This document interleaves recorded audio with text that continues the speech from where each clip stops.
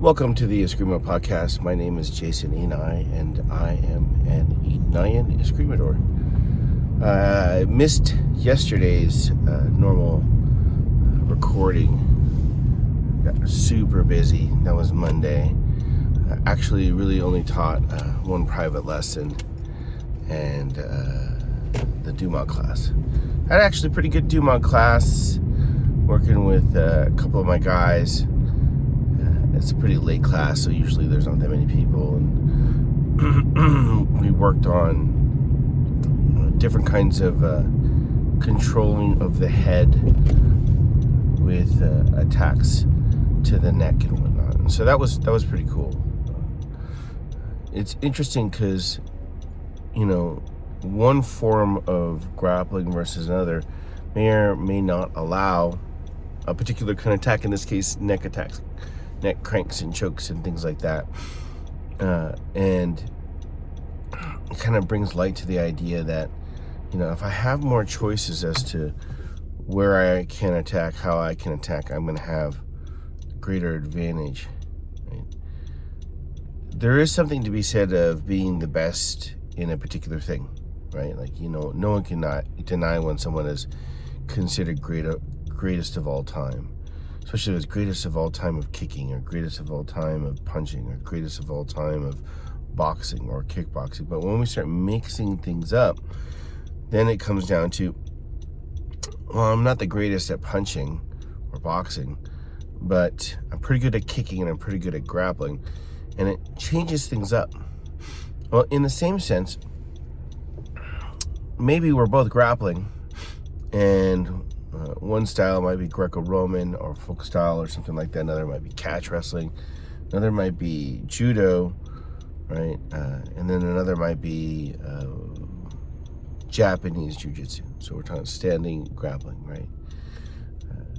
Because they have disparate tactics to meet their overall strategy, right? Most of wrestling, outside of catch wrestling, is about pinning or putting somebody out of the ring, or maybe you're getting points for a superior position. Brazilian Jiu-Jitsu is not very different, right? Like there's a whole point system, advantages and full points, right? However, like bringing light to the idea that these different grappling arts have very, very different sets of technologies. Like when you are competing in a heavily populated field, if you will, right? And everyone's pretty much got the same kind of takedown / grappling overall strategy and tactics, right?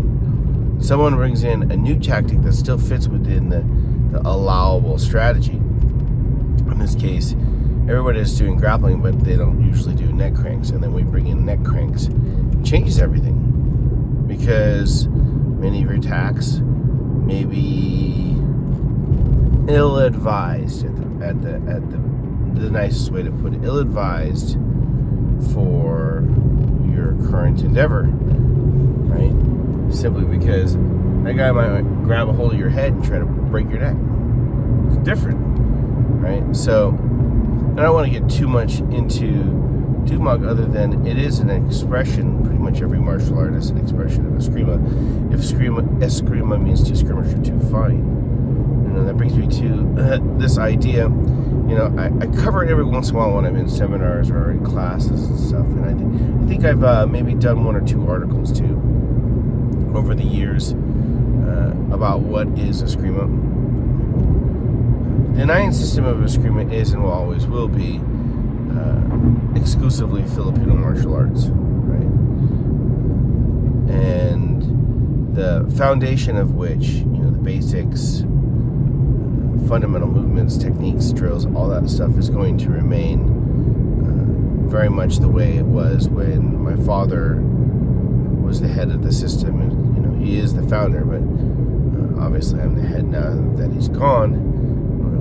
We're coming up on the 23rd anniversary of his passing, our 23rd annual Montesoro Memorial Workout, a seminar that we hold, is going to be part of all that, right?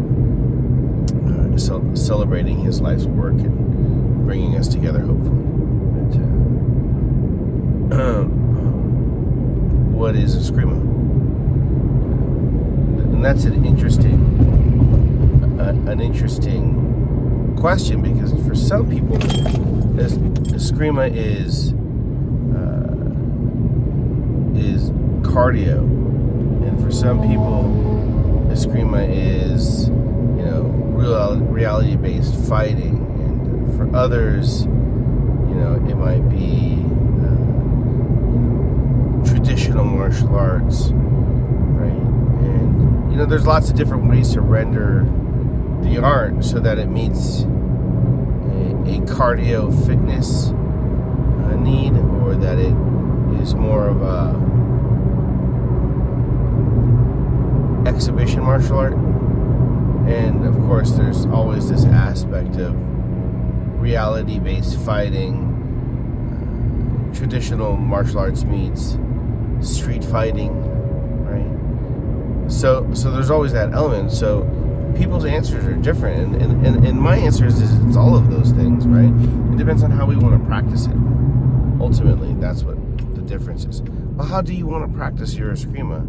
If you are not getting a workout when you go to your Eskrima class, it's more than likely your output, right? It's any basic fundamental drill or exercise could be done in a way where it's going to heat you up, right? And give you some exercise. If your martial art is not, especially your Eskrima, right, your Arnis or your Kali, isn't significantly aesthetic, pretty. It's not because the art isn't pretty, right? It's more than likely just your output. Same thing with whether it's reality-based or combat effective. A lot of that's going to be your output, right? So Eskrima can be anything you want it to be, and you can practice it as a fitness exercise. You can practice it for its aesthetics, or you can practice it for its practicality. So when I look at these guys that are out there, Johnny Karate or something like that, and he's got a Instagram channel or something like that, and he's got some great content, and he's teaching what he knows about Eskrima. Maybe it's double stick use. Typically it's double stick, right? And then he's doing thing. Applaud the enthusiasm for sure, but we have to remember that it's not just the double sticker. It's not just some coordination drill, which is mostly what mainstream martial arts uses FMA for, and that's partially our own fault, because as a community we may present it that way, right? So always remember that your Eskrima is multifaceted, and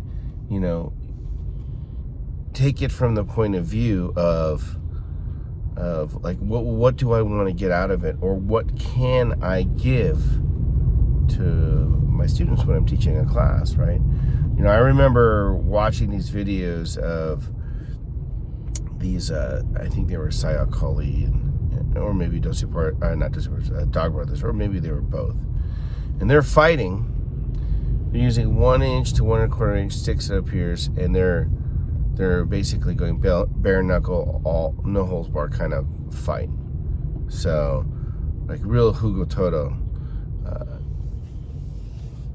They were really showing their resiliency in these videos. I think. I mean, they were tough, right? They're hitting each other. They're blocking, which is all I always love to see. Really effective, active defense in any exhibition of Filipino martial arts, especially if it's reality or combat based. Anyways, these guys are fighting in the woods, and they're fighting from pose position, fighting from kneeling, just fighting.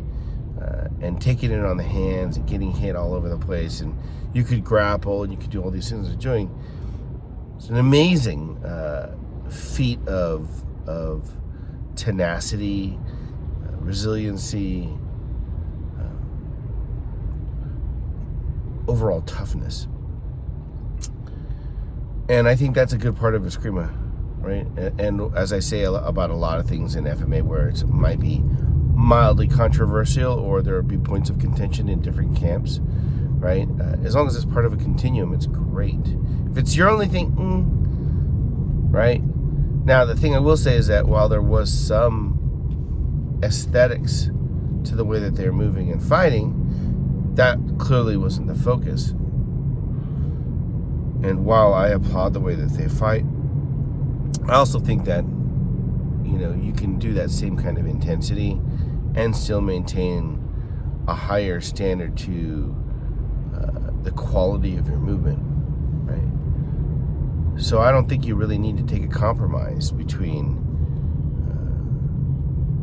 aesthetics and fitness and combat effectiveness, right? Actually, is having a conversation with one of the old people of the old guard. His name's Todd.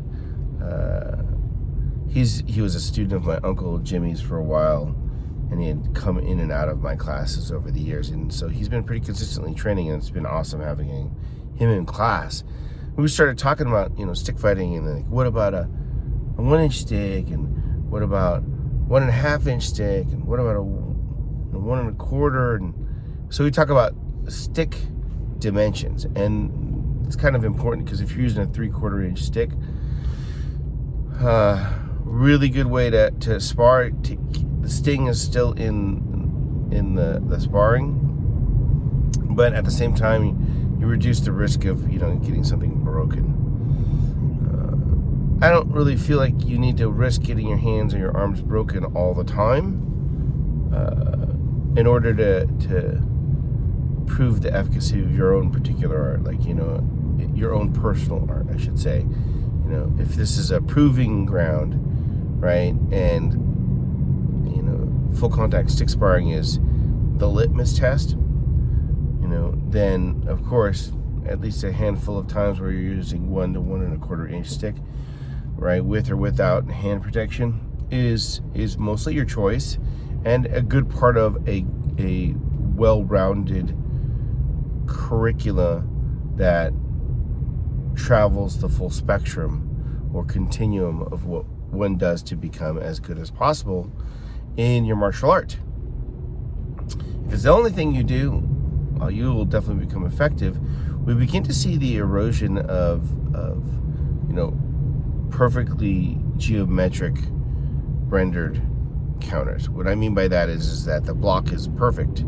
There's a bracing angle, the position is correct, the catch is done in such a way as to fully leverage the highest potential of your physicality to make the block work without having to be over reliant on pushing or moving in harder or faster or leaning in to make your technique work, right? But that your technique is geometrically sound and your catch is in such a way that it's your posture and your base and your technique that does the blocking. When we're sparring, having a movement or a technique, or having your technique be precise enough where it's geometrically and as far as physics is concerned very sound, means you're using less energy, right? You're expending less of your stores of energy throughout the fight because you're more efficient, right? Which tends to be more aesthetically pleasing when you look at it, because we can tell that the technique is correct. Your eye automatically looks for symmetry, and frequently a good counter has a symmetrical component to it. So if your training is such that you're training for a hard hit and also a well-formed technique, both in your strike and your defense, then it's almost a joy to watch a full contact fight. And that's part of the conversation I had with Todd, but we were talking about the size of the stick and things like that, and how that affects the fighting, and and that's just one aspect of whether it's cardio, cardio or fitness effective, whether it's aesthetically, pleasing to watch or look at the technique that the person is rendering, or whether or not it's, truly effective. And I don't think that they're mutually exclusive. I think there's a Venn diagram there where we meet both fitness demand for the training, aesthetically pleasing technique for the sake of the art itself, and combat effectiveness, which is for the sake of the practitioner and the art, right? Like there should be both. There should be both. All of three of those and more. You should be part of your movement and your technique. Now, can everybody do that? No, that's okay though. That's okay, right? If you're capable of getting to a very good level, and like at the earlier part of this episode, we talk about bringing in different kinds of defenses and attacks, different kinds of strategy and tactics, a sense of unorthodoxy in your training. You should be able to achieve whatever advantage that you're trying to achieve is, right? I watch these guys do their stick sparring, and maybe they're all the fully armored guys, live stick but fully armored, right? And they're just swinging wild at each other. Definitely very fitness demanding, especially the heat in those. Having judged matches like that, and listening to the fighters go to their corners and be like, I'm too hot, or I can barely breathe, or I can do these things. Some of that is their own fitness, but it really isn't exclusively that, and really not the majority of the issues. When I had participated in those types of competitive events, right? A lot of it had to do with the rule set. A lot of it had to do with the fact that they're wearing armor, so there's like less desire or need to defend. And if your opponent's getting scored or awarded points based upon how often they attack and it lands, and you're spending all your time defending, you'll never win. So I understand why the art's rendered that way, but aesthetically, terrible to look at. Combat effective? I don't know if you could be, no safety gear, live stick, even with the 3/4 inch stick, and just sit there and swing at each other. Like the combat effectiveness, not so much. Definitely a feat of athleticism, right? And if it's part of a continuum, it's great. There are certain timing things that you can learn in those full padded live stick rule sets that you can't learn in other kinds of sparring or training in general, because you're never moving at that pace or speed. So there's that advantage, right? And that's why I always say, as long as it's part of a continuum, and that continuum should include the pros and cons of any method of training, any way of training. Like I'll get done teaching the kids like some kind of movement or technique or a drill, especially a drill. Then I have them ask the question, well, how was this like fighting? They might say something like, well, we're really trying to hit each other, and if we don't defend right, it hurts a little, or maybe they just don't like it, whatever it is, right? And then I go like, well, how wasn't it like a fight? And say it's a drill, right? They'll be like, well, we knew what was coming, and kind of in the sequence when it's coming, and we're not going to deviate from that. They don't use those words necessarily, but they're basically saying that it's a pattern, or there's a lack of intent. Those are my intermediate youth students, so teenagers and up, and the adults. So it's like looking at it, right, from that point of view of, we were hitting each other, we did have to defend, but at the same time, we knew what was going to happen, right? So having an understanding of kind of the combat element in the training, and being honest with ourselves of how, ask yourselves, how was this like, a real situation and how wasn't it like it. And as long as we understand that, and then we have drills, techniques, or exercises that address the parts that are how it wasn't like a fight in a different way, so that they bring that element in, and at the same time leverage the parts where it was like, oh, it was just like a fight because it was like this. We continue to leverage those things in our training, and you maintain that combat effectiveness, right? So we talk about like geometrically perfect technique, precise, well-rendered technique as far as aesthetically pleasing. That's really obeying the the elements of timing, technique, and fluidity, right? And then we talk about training that's combat effective, like really something that's you watch those videos, those karate sports karate, right, that they do. I don't know if it's ESPN 2 or 200, I don't know what channel it is, but see it every once in a while, and it's pretty cool. I enjoy it for sure. I can enjoy a very well rendered form or technique, even if it has a lot of athletics in it. Don't find that particularly combat effective. Extremely aesthetic, especially if it's done very well, right? Really, really well, right? But you say they're doing their bow staff stuff. Like, you look at that bow staff and you're like, you'll probably hit me. You're moving pretty fast. I don't know that you'll hurt me, because that thing you're calling a staff is not a staff, right? It's a performance piece, right?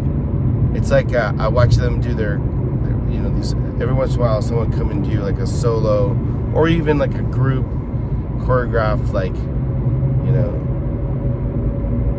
form, but it has a katana, or they have katanas in them, and they're moving them in such a way that tells me I don't think you've ever moved a real katana. Like, a tool of that balance is a very tip heavy tool, right? Doesn't move that way. And I'm looking at your arms, right, and your wrists and your hands as they do the close-ups and things like that. I'm like, I don't think you can actually yourself even properly handle a tool like that at any given speed, in any noteworthy speed, right? That's one of the things when we talk about like martial arts and it being a fitness thing, right? It's like, well, there's a certain kind of physicality. Your physiology needs to be trained in a certain way, so that'll work, so that you could use that tool that way, right? A proper fighting bow is not just double the mass and size and weight of the ones that they use in those competitive things. Its density is such that they can do those blocks against full power blows, right? And so you're gonna have to be strong enough. Your own body has to be strong enough just to wield the tool. Not that you need to use power or strength necessarily to make your technique work, as an exclusive answer to the problem of, can I stop this from happening? Can I block this? Can I defend this, right? Your body needs to be such that you could wield that tool. Now, there was a time for me where, I was working with a bolo all the time, and my forearms were significantly bigger than they are now. And then you look at these escrimadores, or these people that want to say that they do eskrima, and I look at their hands and I go, I don't think you've done much eskrima. I mean, like, you probably did some drills, but all the escrimadores that I know that fight, because escrimador is a sword fighter, a stick fighter, their hands don't look like that. They don't look like you've never done any hard labor ever, right? Like, they just doesn't do that, right? So if you're doing the hard work and yielding the fitness benefits from it, it's going to change your physiology. And if you're sparring or you're fighting, at least somewhat frequently, then that's going to change your body, most notably your hands. And I'm not just talking about getting scars on your hands and your hands being messed up, right? I'm also talking about like the sheer meatiness of your hands, right? Like just like are they meat hooks or are they delicate little things that are made for finer endeavors, right? There's nothing wrong with that, but if you were to be able to pick up, I used to say this all the time in my classes probably 12 years ago, right? if you're going to be good enough or physically strong enough, fit enough to be in an actual melee combat as portrayed by some of the historic writings from like Big Feta and everything else about the days of Magellan, or Vic Hurley's books about Jungle Patrol and Switch of the Chris and all that stuff, right? If you were to be able to pick up and drop, which means pick up and then swing, use gravity a little bit, hitting downward, right? But pick up and drop your bolo at least 200 or 300 times and not be tired, your body will be different. And you need to be able to do that for each altercation. And the reason why it's only 200 or 300, which is 300 is a little high, right? You should be like, a couple hundred or so for fitness sake, or for your ability to fight multiple opponents, right? If you were to be able to do that, the look of your body and the way that your body you'd be able to carry yourself is different. It's not very heavy sounding, but like one pound per linear foot on average of steel for like a blade with steel, of course, right? And then you're swinging that as hard as fast as you can, right? 200 times at minimum, and the weight of the blade is not necessarily perfectly balanced towards the hand or the hilt, but out towards the middle or tip of the blade. That's going to be very highly taxing on the small muscles of your forearm and your wrist, which means that you either train in such ways that you can do that, or use that kind of movement more sparingly as you incorporate more elbow and shoulder swing as opposed to, say, wrist swing, right? But all of this that we're talking about is about output, which is the thing that I brought up, right? Like, if you're not rendering the technique in a sound and, symmetrical way, right, it's going to lack aesthetics and it will be less effective, right? If your defenses are such that and your attacks such as meant to prevent harm and deliver harm, you're gonna have this combat effective rendering of the art. And all of this is about your output. Your output is geometrically sound. Your output is symmetrical, and your output is such that you're able to go fast, right? That's going to require you to be physically fit,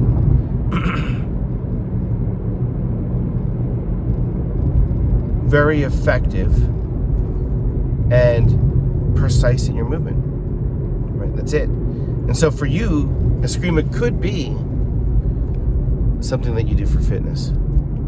Something that you do that is practical and self-defense. What it teaches explicitly and what it teaches implicitly. And you do it in such a precise way that it's a beauty to behold. It's an aesthetic martial art for you then. Right? Ultimately, what I'm saying is your results are going to be predicated upon your output. And your Eskrima is your Eskrima, right? At the same time, what you get out of it is what you put into it. It's about your output.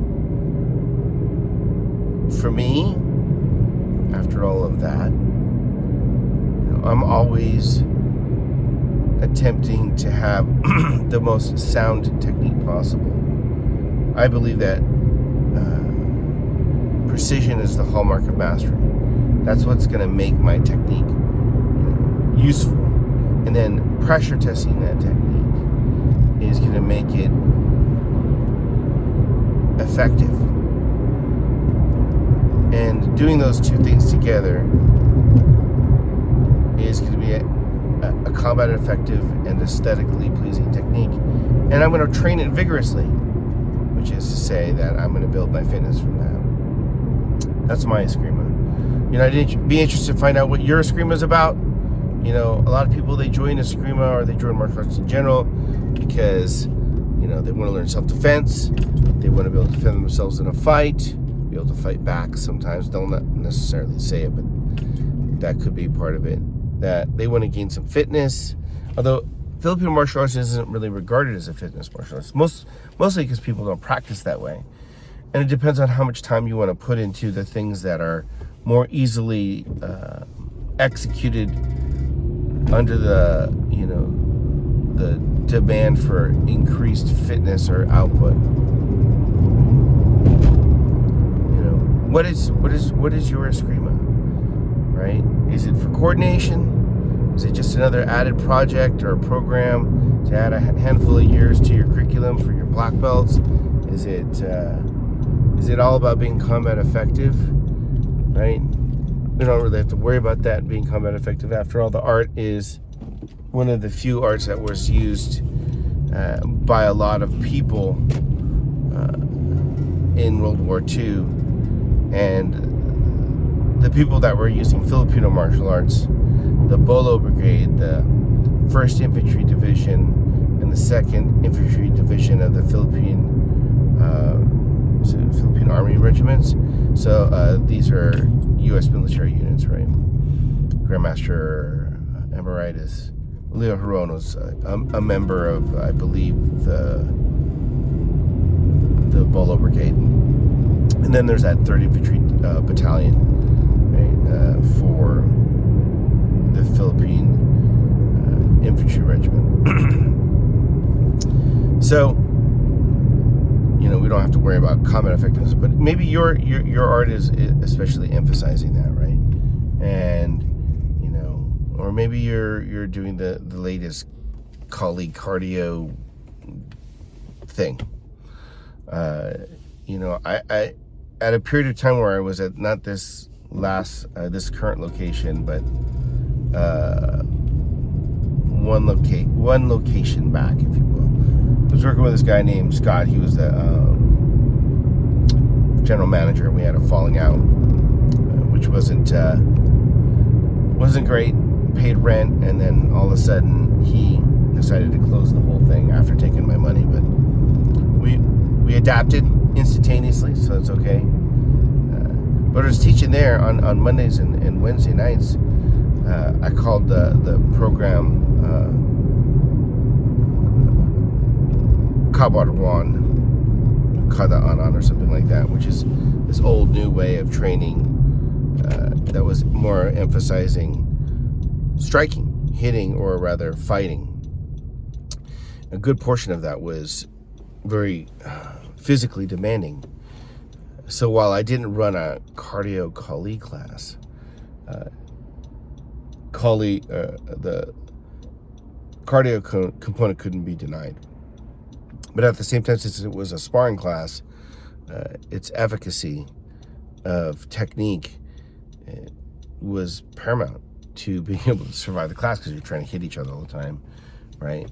I wouldn't say that we were rendering aesthetically pleasing technique. Not every practitioner can perform at a vigorous level and at the same time maintain precision in their technique. So as a group, I would say that there were instances or individuals in the class that were more